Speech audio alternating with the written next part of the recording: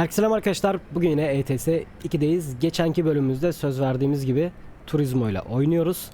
Sisli karlı havayla oynuyoruz. Frost of Winter'ın kar modu vardı biliyorsunuz. Bir önceki ETS Travego videomuzda kullanmıştık. Karlı bir Ankara gününden başlamıştık. Ankara Aşti'den Kocalar dinlenme tesisine kadar gelmiştik. Kocalar dinlenme tesisinden başlarız diyordum yine. Bu sefer karlı ve sisli olacak şekilde başlarız ve Gere'de şehirler arası otobüs terminaline kadar gideriz. Orada yolumuzu tamamlarız demiştim. Aynı şekilde söz verdiğimiz gibi Turismo, yeni Turismo, HVT'nin Türkiye haritası ve HVT'nin Turismo, Mercedes-Benz Turismo otobüsüyle birlikteyiz bugün. Videonun başında tekrardan hatırlatayım. Bu videolarımıza, bu kanaldaki videolarımıza bol beğeni, bol yorum ve mümkün olduğu süreçte videoları baştan sona izlerseniz çok güzel destek sağlamış olursunuz bu kanala. Sizlerden tek ricamız budur arkadaşlar. Hemen aracımızın içine geçelim. Şöyle bir çalıştıralım. Ve yolumuza çıkalım hızlıca.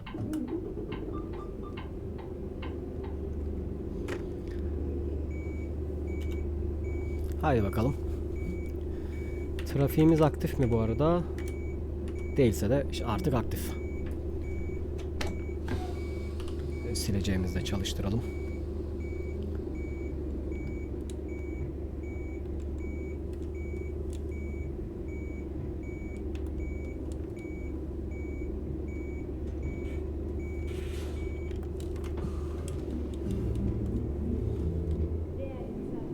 Şuradan çıkış yapabiliriz. Haydi bakalım, tekerimize taş değmesin. Yolumuza çıkalım. Bu sefer karlı sisli hava. Bu arada bu modları merak edenler varsa HVT'nin internet sayfasında bulabilirsiniz, modlara erişebilirsiniz. Kar modu da aynı şekilde Frost of Winter olarak yine Google'da aratarak bulabilirsiniz. Bilginiz olsun.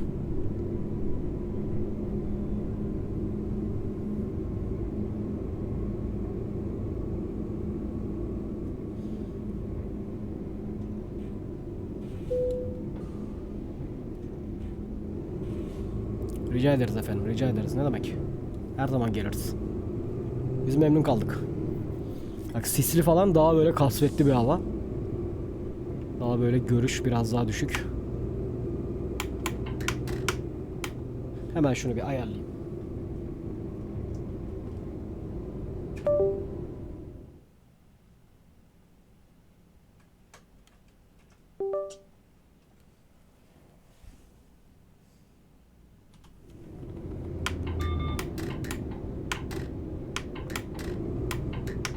Tamam. Okey. Yola devam. USB çıkartak yaptığım zaman bunları bir kere bir aç kapa yapmam gerekiyor ki aktif olsun. Yoksa ilk seferde görmüyor.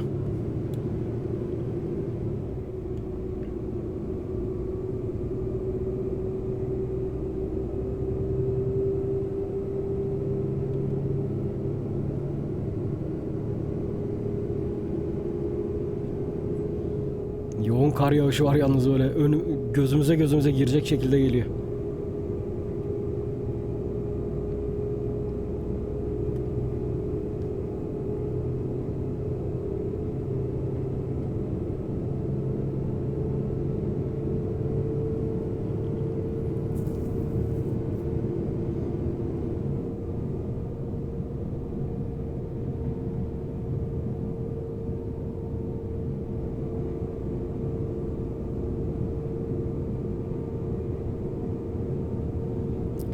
Skybox'ı 0 yaptım. İnşallah kendi kendine 1'e dönüp de açılmaz hava.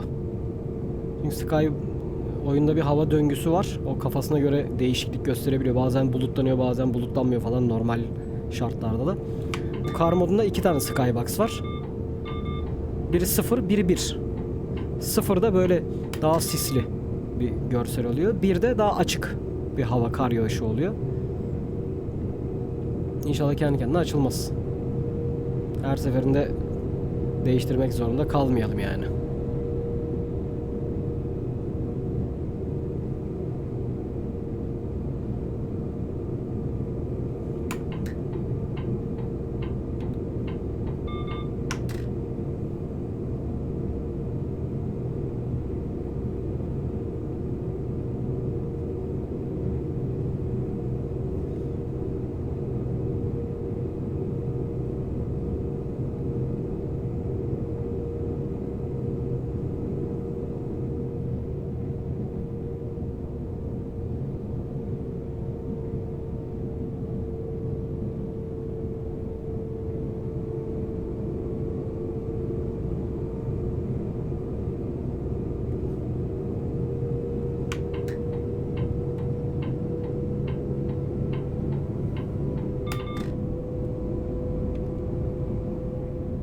Ne kadar yoğun araç o kadar FPS düşüşü oluyor. O da işte şu arkadan çıkarttıkları kar tanecikleri yüzünden. O bayağı bir etki ediyor. Vallahi önümü görmüyorum. Önümde ne var ne yok. Birazcık böyle basa basa gidiyoruz ama önümüzde ne var ne yok hiç görmeden gidiyorum. Hani ani frende araç durur mu onu da bilmiyorum.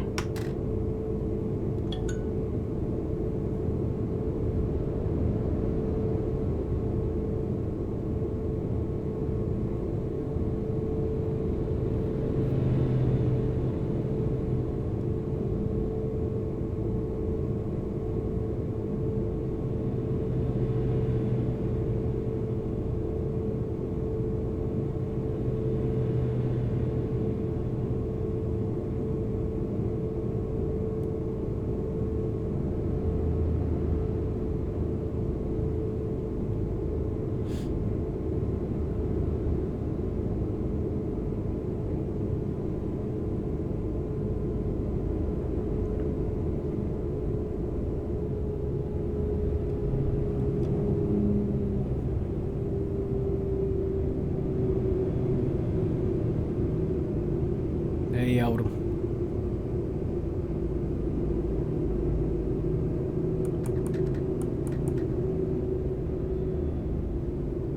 Dayı sen gidemiyorsun, biz de kilitledim buraya. Soldan da sürekli bir akış var. Ve aynadan da görmüyorum neredeyse. Silecek tam aynanın olduğu bölgeyi silemediğinden çok da göremiyorum orayı. Ve haritada da şu an bir ünlem işareti var. Orada yol yapımı mı var? İnşallah şerit daralmıyordur, bir anda frenlemez bunlar. Her şey olabilir.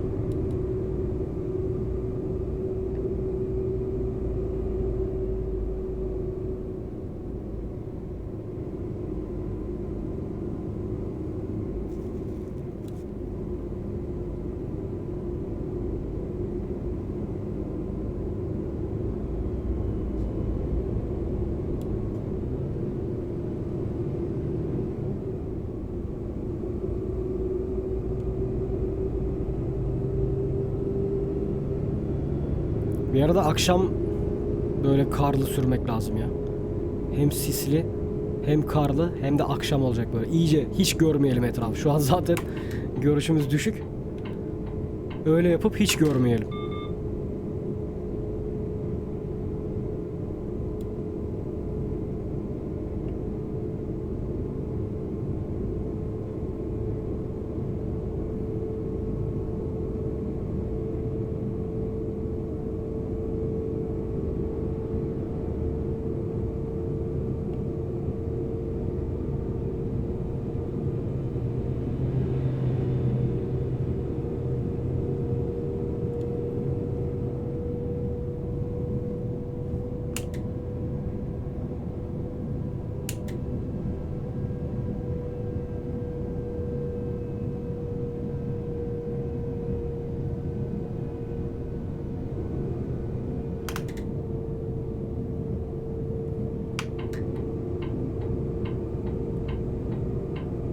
Aynaya bakıyorum da görmüyorum ki.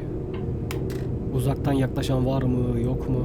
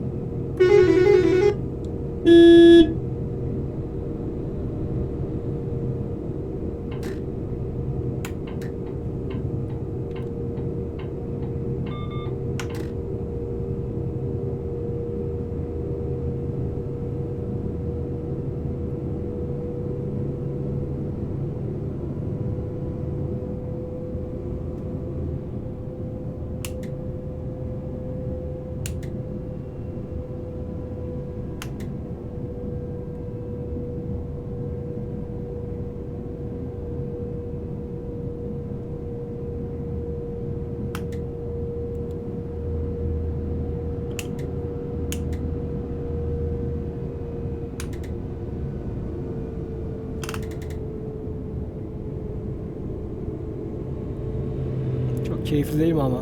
Çok sakin böyle. Huzur resmen, bak karlı hava resmen huzur.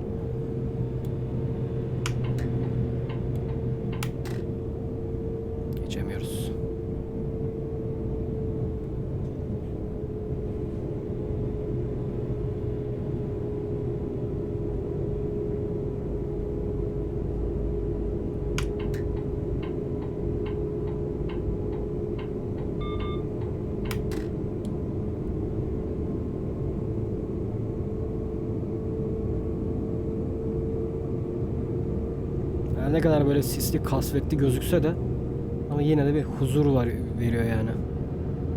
Hep böyle bir şey istiyorsun. Sessiz, sakin. Belki alttan biraz bir müzik.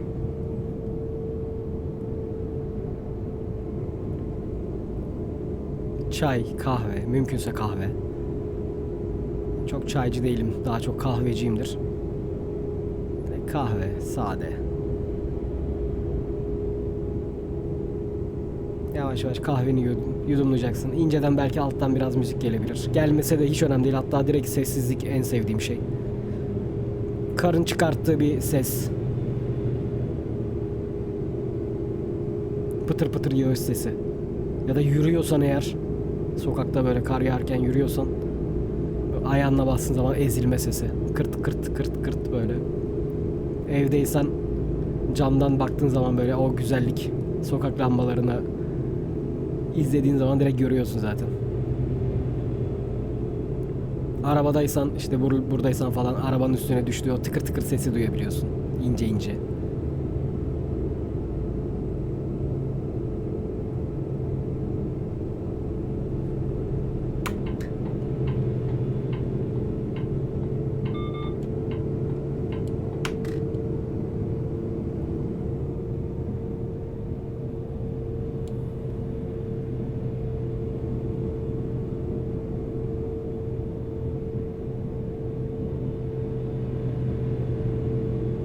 Ama böyle de görüş açısı çok tehlikeli yani.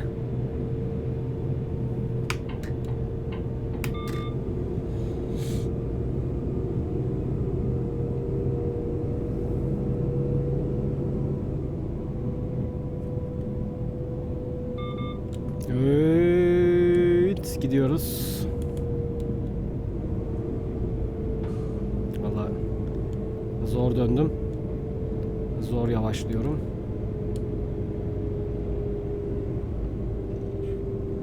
Bunun fren ayarı Travego'ya göre. Travego ile bunun fren ayarları biraz farklı. Bunun daha az tutuyor frenleri.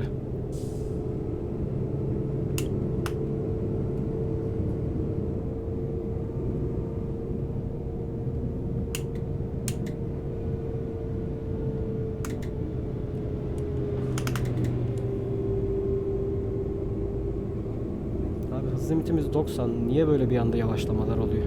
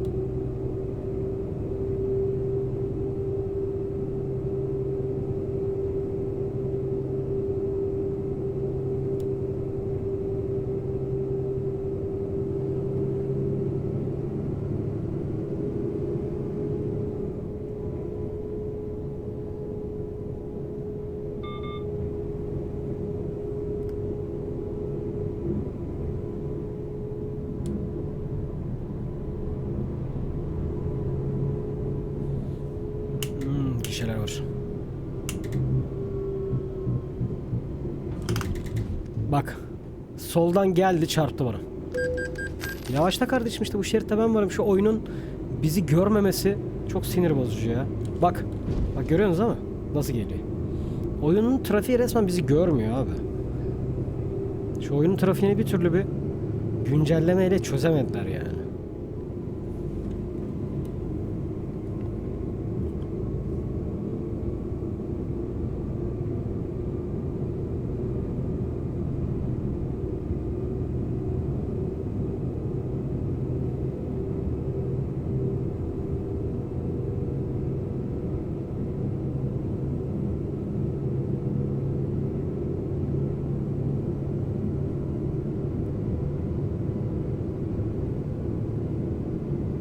Yol boş olunca güzel kapatıyor.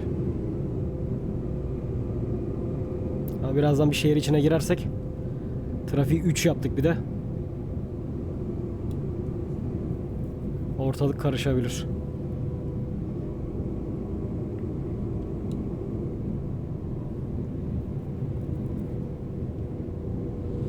Arada göstergede T gibi bir işaret çıkıyor. Sarı ışık. Allah.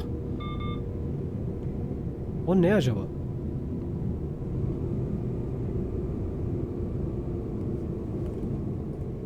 Tam şurada.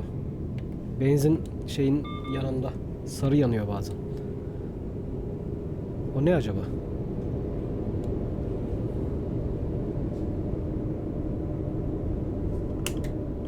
Retarderle alakalı bir şey değil.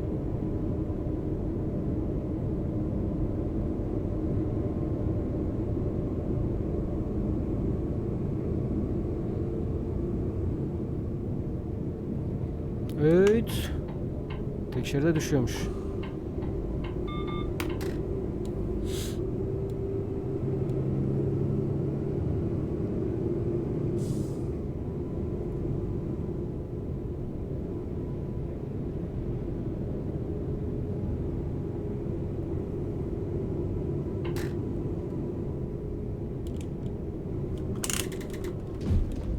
Ama yani böyle bir frenleme modeli yok ki abi.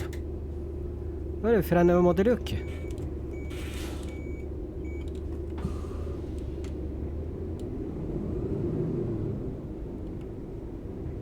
Öncesinde frenlersin yani.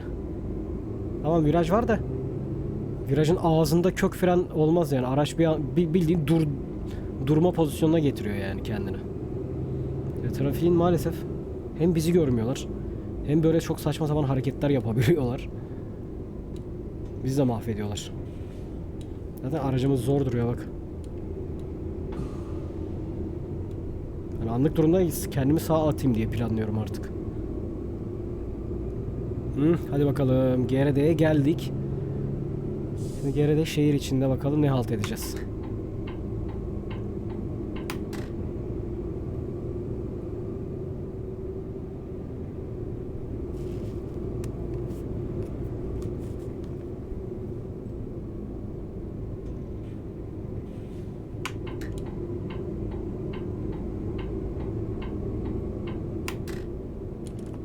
Allah. Dubalar varmış. Tek şeritmiş.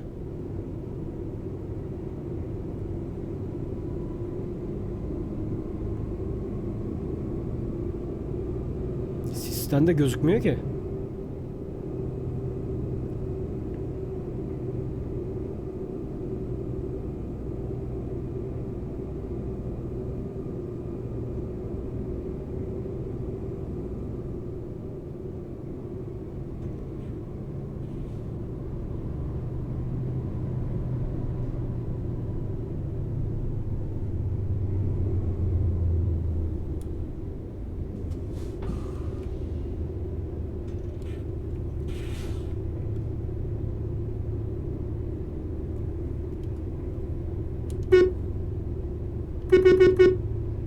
Bak, kavşağın içinde kimse yok şu anda. Ve bunlar gitmiyor.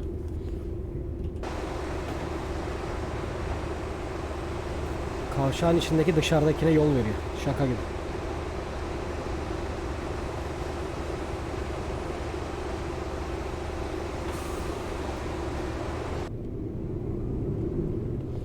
Normalde dıştakilerin kavşağın içine yol vermesi gerekiyor ya. Yani tabela var ya. Bak durduk kavşak içinde, yandakilere yol veriyorlar.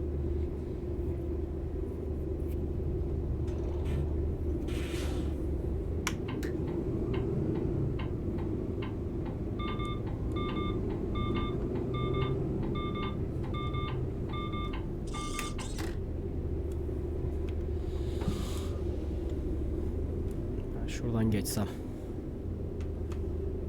Biraz şurayı çıkartacağız ama bunların gitmesini beklemekten iyidir.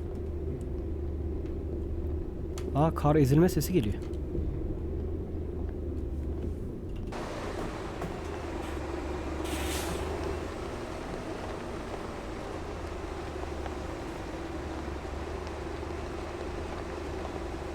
Duyabiliyorsunuzdur.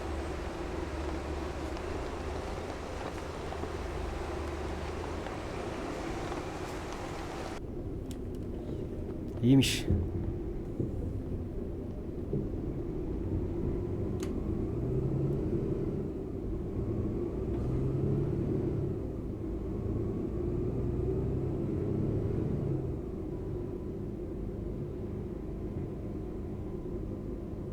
Şimdi şuradan sağda dönüş var.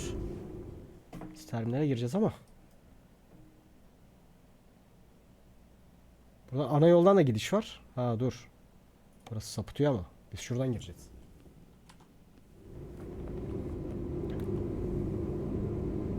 Ya da oradan da ana yoldan da bağlıyor olabilir. Neyse biz buradan girelim. Burayı kullanalım. Burasının yolu daha güzel.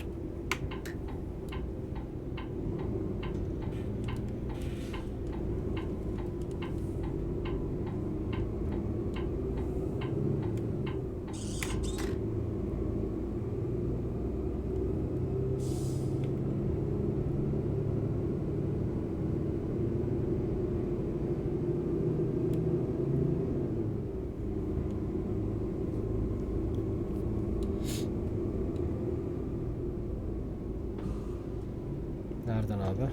Şöyle. Zaten burası kapalıymış.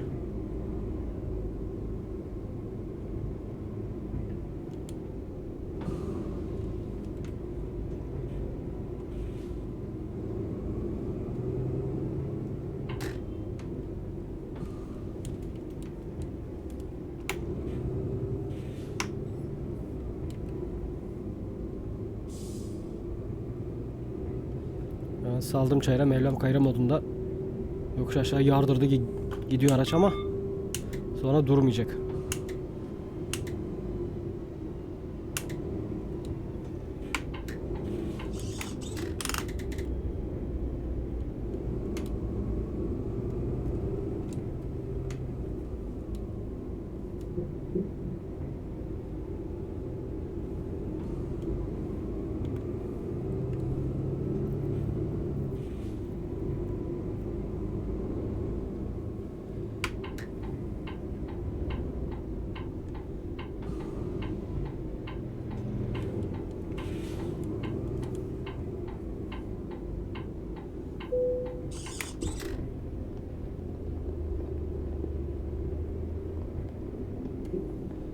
Evet gene de biz geldik.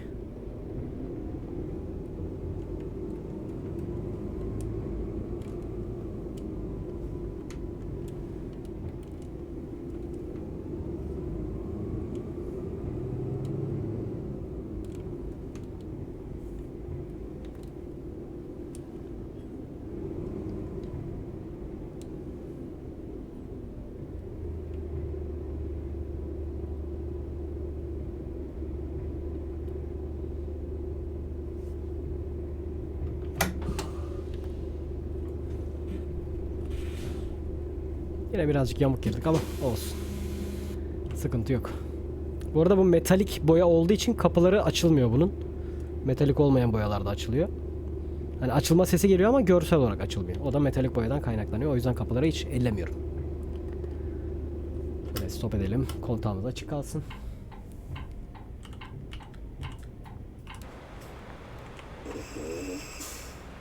Evet arkadaşlar, böyle sisli, kasvetli bir havada. Bu arada düz girmişiz ya yine. Yamuk girmemişiz yani.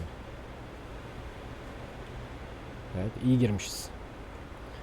Yani sisli, kasvetli, karlı bir havada geldik ama çok keyifli, çok sakin, böyle sakin sakin sürdüğünüz zamanda hele çok keyifli. Eğer bu haritayı oynuyorsanız Frost Winter Car modunu deneyin burada. Frost Winter Car modu bütün şeylerde çalışıyor zaten. Hemen hemen tüm haritalarda çalışıyor ama düzgün çalışmayabiliyor. Ücretsiz bir mod. Düzgün çalışmayabiliyor. Bazı hatalar olabiliyor. Ama hemen hemen hepsinde çalışıyor. Bilginiz olsun. Evet, izlediğiniz için teşekkür ediyorum. Beğendiyseniz beğen butonuna basmayı unutmayın. Bir sonraki videomuzda görüşmek üzere. Kendinize iyi bakın ve hoşçakalın.